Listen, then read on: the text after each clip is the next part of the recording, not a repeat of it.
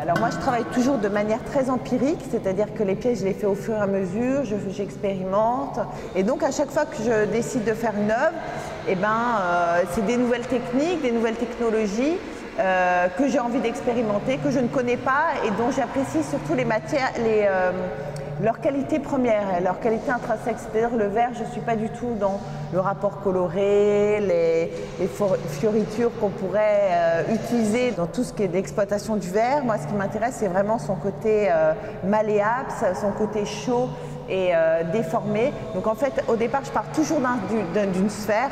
Je souffle une sphère et cette sphère, donc cette forme géométrique vient rencontrer une autre forme géométrique et donc je la souffle et donc elle vient vraiment prendre la forme de sa contreforme, de la forme en béton.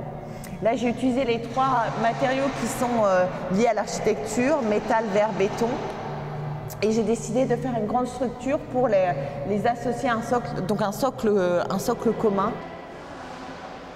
Je voulais vraiment investir le lieu avec aussi un mouvement du regard dans toutes les salles. C'est-à-dire que la première salle, il y a un mouvement du haut jusqu'en bas. Dans la deuxième salle, le regard est à hauteur de vue. Dans la troisième salle, le regard va jusqu'au sol, mais il n'est pas encore complètement au sol et il se termine vraiment au sol dans la salle en commun avec Sylvie Fanchon, où là j'ai fabriqué des parpaings de matière qui n'existe pas, qui est une sorte de bitume crunchy, un bitume comme expansé. Donc là il se finit vraiment, le regard part vraiment jusqu'au sol.